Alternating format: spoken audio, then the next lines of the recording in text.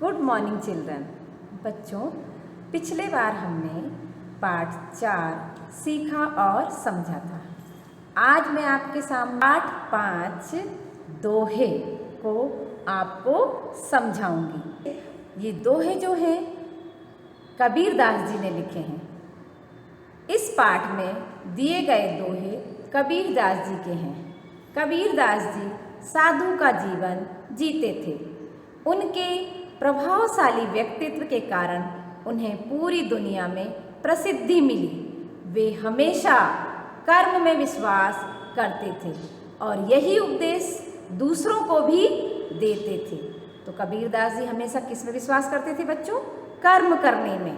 और उनका जो व्यक्तित्व था बहुत ही प्रभावशाली था, जिसके कारण सारी दुनिया में उन्हें प्रसिद्धि मिली थी। तो आइए हम देखते हैं कबीरदास जी के दोहे। पहला दोहा है, काल करे सो आज कर, आज करे सो अब, पल में परले होएगी, बहुरी करेगा कब। बच्चों यहाँ पर दिया है काल करे सो आज कर। काल यानी कल, आज करे सो अब। आज यानी आज जो भी काम करना है उसे अब यानी अभी। पल में परलय, परलय यानी प्रलय, परलय यानी प्रलय। तो यहाँ हम देखेंगे इस दोहे का अर्थ। कबीरदास जी समय का महत्व बताते हुए कहते हैं कि जो काम कल करना है उसे आज कर लेना चाहिए और जो काम आज करना है उसे अभी कर लेना चाहिए, क्योंकि किसी भी क्षण प्रलय हो सकता है। फिर कार्य को कब करोगे? इस दोहे में समय के सदुपयोग का महत्व बताया गया है। तो बच्चों, इस दोहे में आपने देखा किसका महत्व बताया गया है? समय के सदुपयोग का। तो इस अर्थ को मैं एक बार फिर से पढ़ती हूँ, दोहा भी पढ़ती हूँ। काल करे सो आज कर, आज करे सो अब, पल में परले होएगी, बहुरी करेगा कब। अर्थ, कबीरदास समय का महत्व बताते हुए कहते हैं कि जो काम कल करना है उसे आज कर लेना चाहिए, जो काम आज करना है उसे अभी कर लेना चाहिए, क्योंकि किसी भी क्षण प्रलय हो सकता है। फिर कार्य को कब करोगे? इस दोहे में समय के सदुपयोग का महत्व बताया गया है। तो बच्चों, आपको ये कबीरदास जी का पहला दोहा समझ में आ गया होगा और आप इस दोहे को याद करिए और इसके अर्थ को लिखने की कोशिश करिए। चलिए दूसरा दोहा देखते हैं। दुख में सुमिरन सब करें। सुमिरन यानी याद, सुमिरन यानी याद। सुख में करे न कोई, कोई यानी कोई, कोई यानी कोई। जो सुख में सुमिरन करे तो दुख काहे को होय, हो यानी होगा। अब हम इस दोहे का अर्थ देखते हैं। अर्थ, कबीरदास जी कहते हैं कि दुख में सभी व्यक्ति ईश्वर को याद करते हैं, सुख में ईश्वर को कोई भी याद नहीं करता है। जो व्यक्ति सुख में ईश्वर को याद करता है उसे कभी दुख नहीं मिलता है। इस दोहे में कवि ने ईश्वर को हमेशा स्मरण करने को कहा है। तो बच्चों, ये दोहा था। दोहा में एक बार फिर से पढ़ती हूँ। दुख में सुमरन सब करें, सुख में करे न कोई। जो सुख में सुमरन करे तो दुख काहे को होय। बच्चों, मनुष्य का स्वभाव होता है जब कभी भी दुख या मुसीबत आती है तो सबसे पहले हमें कौन याद आते हैं? ईश्वर। तो कबीरदास जी कहते हैं कि दुख में तो आप याद करते हो परंतु सुख में नहीं। कबीरदास जी के अनुसार यदि आप सुख में भी ईश्वर को याद करेंगे तो आपके ऊपर दुख कभी भी नहीं आएगा। चलिए अब इस दोहे का अर्थ हम किस प्रकार लिखेंगे? अर्थ, कबीरदास जी कहते हैं कि दुख में सभी व्यक्ति ईश्वर को याद करते हैं और सुख में ईश्वर को कोई भी याद नहीं करता है। जो व्यक्ति सुख में ईश्वर को याद करता है उसे कभी दुख नहीं मिलता है। इस दोहे में कवि ने ईश्वर को हमेशा स्मरण करने को कहा है। चलिए अगला दोहा देखते हैं। साधु ऐसा चाहिए जैसा सूप सुभाए। साधु यानी सज्जन, सूप यानी आपने घर में देखा होगा आपके मम्मी जिस सूप से अनाज को साफ करती है वही सूप। सुभाए यानी स्वभाव, आपकी जो स्वभाव रहता ना आदत, वही। सार सार को गहे रहे थोता दिए उड़ाए। थोता दिए उड़ाए। अब इसका अर्थ देखेंगे हम। कबीरदास जी कहते हैं कि सज्जनों का स्वभाव साधु के समान होना चाहिए। कबीरदास जी कहते हैं कि सज्जनों का स्वभाव साधु के समान होना चाहिए। जिस प्रकार सूप निरर्थक को उड़ाकर सार्थक वस्तु को बचा लेता है, उसी प्रकार सज्जन को भी आवश्यक बातों को ग्रहण कर अनावश्यक बातों को छोड़ देना चाहिए। इस दोहे में कवि ने कहा है कि जो अच्छे व्यक्ति होते हैं उनका स्वभाव कैसा होना चाहिए? साधु के समान होना चाहिए। और कैसे? जिस प्रकार सूप निरर्थक वस्तु को क्या कर देता है? उड़ा देता है, और अपने पास कौन सी वस्तु बचा कर रखता है? सार्थक वस्तु। उसी प्रकार सज्जन को भी अनावश्यक बातों को छोड़ देना चाहिए और आवश्यक बातों को ग्रहण करना चाहिए। तो बच्चों, आप इस दोहे का अर्थ समझ गए होंगे। चलिए अब हम अगला दोहा देखते हैं। ऐसी वाणी बोलिए मन का आपा खोए।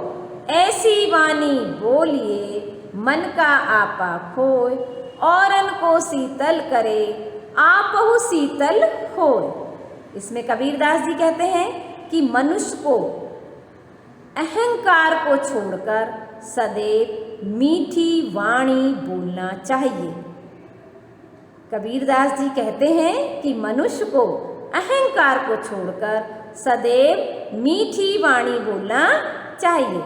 आपकी मीठी वाणी सुनकर आप स्वयं भी प्रसन्न हो जाते हैं और जो सुनते हैं वह भी प्रसन्न हो जाते हैं। तो बच्चों, आपने ये देखा यहाँ पर जो शब्द दिया है वाणी, वाणी यानी वाणी, बोलिए यानी बोलना चाहिए, आपा यानी अहंकार, खो यानी छोड़कर, औरन यानी दूसरों को, शीतल यानी शीतल।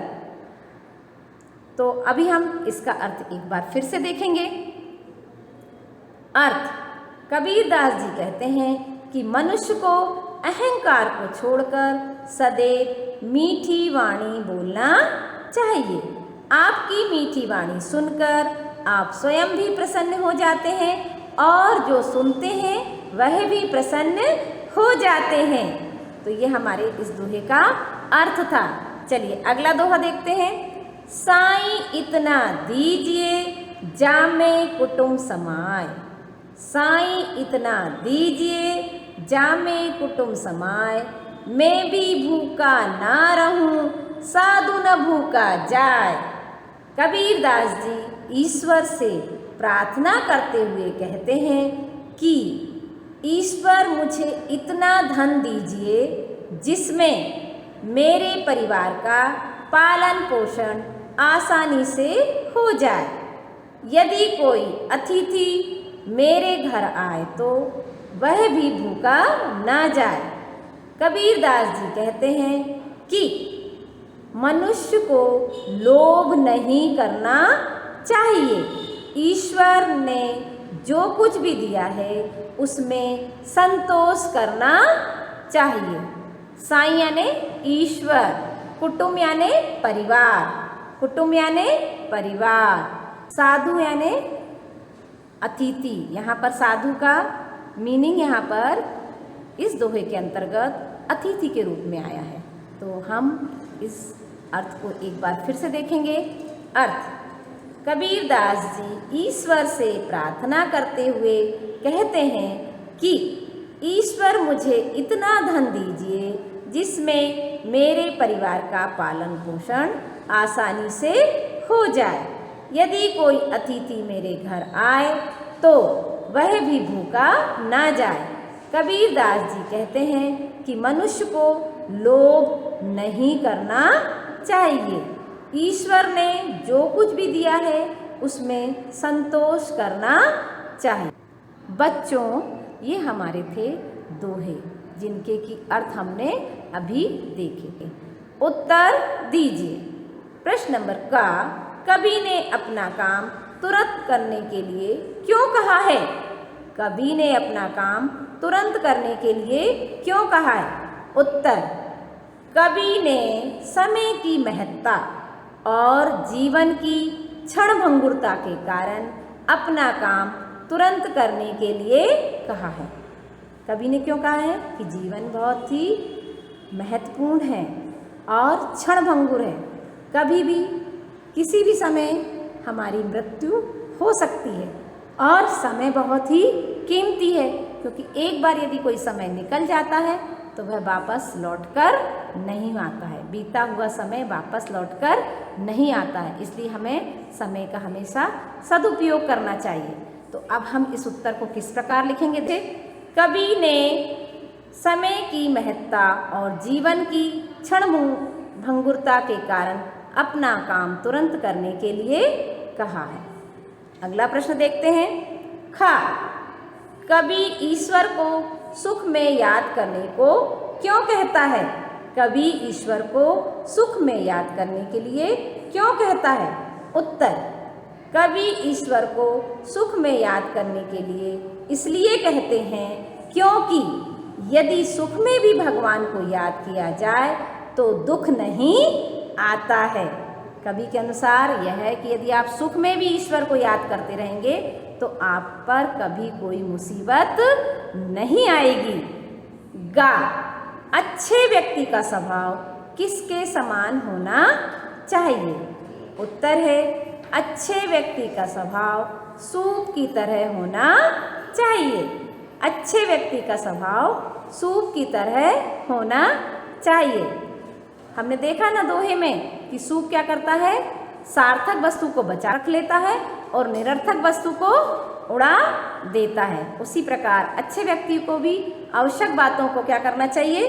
ग्रहण करना चाहिए और अनावश्यक बातों को छोड़ देना।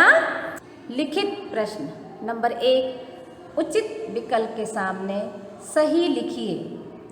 उचित विकल्प के सामने सही लिखिए। क, कवि ने अपना काम कब करने को कहा है? कवि ने अपना काम कब करने को कहा है? उत्तर आएगा तुरंत। कवि ने अपना काम तुरंत करने के लिए कहा है। खा, कबीरदास जी के अनुसार हम भगवान को कब याद करते हैं? कबीरदास जी के अनुसार हम भगवान को कब याद करते हैं? उत्तर है हमारा दुख में। कबीरदास जी के अनुसार हम भगवान को कब याद करते हैं? दुख में। गा, हमें कैसी वाणी बोलना चाहिए? उत्तर है हमारा मीठी। हमें कैसी वाणी बोलना चाहिए? मीठी। अगला प्रश्न देखेंगे। उत्तर लिखिए। का, कवि ईश्वर से क्या चाहता है और क्यों? कवि ईश्वर से क्या चाहता है और क्यों? उत्तर, कवि ईश्वर से इतना धन चाहता है जितने में वह अपने परिवार का तथा घर में आए अतिथियों का पेट भर सके। कवि ईश्वर से इतना धन चाहता है जितने में वह अपने परिवार का तथा घर में आए अतिथियों का पेट भर सके। खा, मीठी वाणी बोलने के क्या फायदे हैं? खा, मीठी वाणी बोलने के क्या फायदे हैं? उत्तर, मीठी वाणी बोलने से परस्पर स्नेह की भावना बढ़ती है और सुनने तथा बोलने वाले दोनों को अच्छा लगता है। मीठी वाणी बोलने से परस्पर स्नेह की भावना बढ़ती है और सुनने तथा बोलने वाले दोनों को अच्छा लगता है। गा, कवि समय के सदुपयोग को महत्व क्यों दे रहा है? उत्तर है, यह जीवन क्षणभंगुर है, इसलिए कवि समय के सदुपयोग को महत्व दे रहा है। यह जीवन क्षणभंगुर है, इसलिए कवि समय के सदुपयोग को महत्व दे रहा है। घा, कवि के अनुसार संसार में कैसे लोगों की आवश्यकता है? कवि के अनुसार संसार में कैसे लोगों की आवश्यकता है? उत्तर, कवि के अनुसार संसार में ऐसे लोगों की आवश्यकता है जो सूप की तरह निरर्थक को उड़ाकर सार्थक को बचा लें। कवि के अनुसार संसार में ऐसे लोगों की आवश्यकता है जो सूप की तरह निरर्थक को उड़ाकर सार्थक को बचा लें। भाषा बोध। नंबर 1, नीचे लिखे शब्दों का विलोम रूप लिखिए। बच्चों, हमें इनके विलोम रूप लिखना है। पहला है हमारा कल। कल का विलोम होता है आज। कल, आज। ख, दुख। सुख, दुख का विलोम होगा सुख। अपना, पराया। अपना, पराया। स्मरण, स्मरण का होगा विस्मरण। स्मरण, विस्मरण। स्मरण यानी याद रखना, विस्मरण यानी भूल जाना। सज्जन, दुर्जन। सज्जन, दुर्जन। सज्जन यानी अच्छे व्यक्ति, दुर्जन यानी बुरे व्यक्ति। बच्चों, हम जब विलोम शब्द लिखते हैं तो हमें इसी प्रकार लिखना है, जैसे कल, आज। दुख, सुख। अपना, पराया। स्मरण, विस्मरण। सज्जन, दुर्जन। चलिए अगला देखते हैं। दिए गए शब्दों के अर्थ लिखिए। बच्चों, यहाँ पर हमें कुछ शब्द दिए गए हैं जिनके कि हमें क्या लिखना है? अर्थ। ये जो शब्द हैं वे क्या हैं? सुनने में एक जैसे लगते हैं पर इनका अर्थ अलग अलग होता है। जैसे हम बोलते हैं आदि। आदि का अर्थ होता है आदि। आरंभ, आदि का अर्थ होता है आरंभ। यदि हम बोलते आदि, इसका अर्थ होता है किसी चीज की आदत होना। इसका अर्थ होता है किसी चीज की आदत होना। तो यहाँ पर हमें सुनने में एक जैसे लगने वाले परंतु अर्थ में भिन्न शब्दों को श्रुति सम भिन्नार्थक शब्द कहते हैं। जो शब्द सुनने में एक जैसे लगते हैं परंतु अर्थ क्या देते हैं? भिन्न प्रकार का, उन्हें हम क्या कहते हैं? श्रुति सम भिन्नार्थक शब्द। तो ऐसे शब्द हम यहाँ देखेंगे। पहला हमारा है अभ्यास। अभ्यास यानी किसी कार्य को बार बार करना। अभ्यास, किसी कार्य को बार बार करना।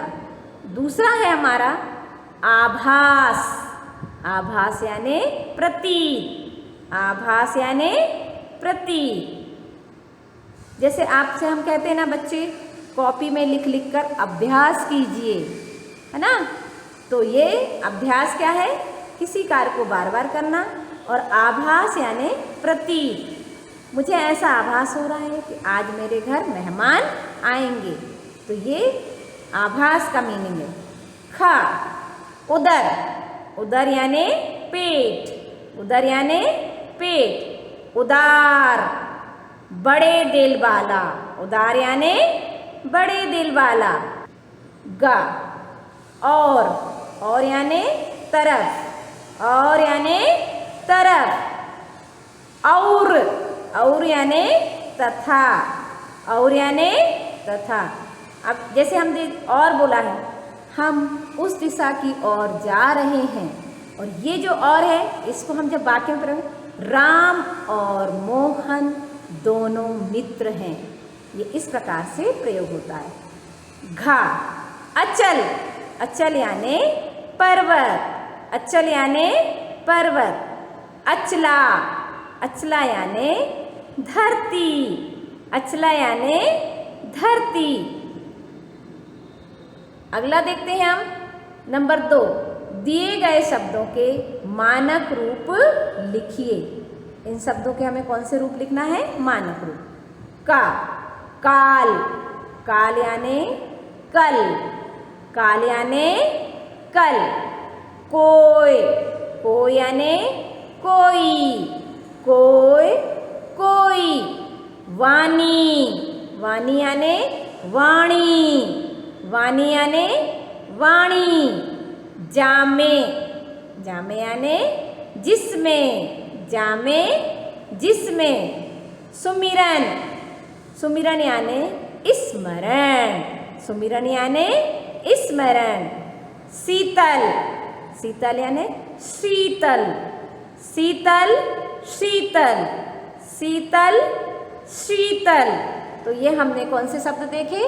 मानक रूप वाले शब्द लिखना सीखा। अब बच्चों आपके लिए है गृह कार्य। गृह कार्य में आप देखिए सबसे पहले प्रश्न नंबर 1, पाठ में आए विलोम शब्द लिखकर याद कीजिए। पाठ में जो विलोम शब्द आए हैं उन्हें आपको अपनी कॉपी में लिखना है और लिख लिख कर याद भी करना है। प्रश्न नंबर 2, किसी भी एक दोहे को याद करके उसका अर्थ लिखिए। आपको कोई भी एक दोहा याद करना है जो आपको बहुत पसंद है और उसका क्या लिखना है? अर्थ भी लिखना है उसका। प्रश्न नंबर 3, पाठ में आए मानक शब्दों को लिखिए। जो पाठ में मानक शब्द आए हैं उनको आपको लिखना है और उनके अर्थ भी लिखना है। जैसे काल यानी कल। इस तरह के और भी शब्द पाठ के अंतर्गत आए हैं, आपको उन्हें लिखना है और फिर उन्हें याद करना है बच्चों। तो बच्चों आज हमने कबीरदास जी के क्या सीखे? दोहे सीखे और दोहों का अर्थ सीखा। अर्थ सीखने के बाद आपने देखे हमने उसके प्रश्नों के उत्तर मौखिक वाले और लिखित वाले और अभ्यास में दिए गए विलोम शब्द, मानक शब्द, ये सभी चीज़ें हमने यहाँ पर आज सीखी। तो आप बच्चों ये सब चीज़ों को याद करिए और लिख लिख कर कॉपी में अभ्यास कीजिए। आज के लिए बस इतना ही। धन्यवाद। नमस्कार।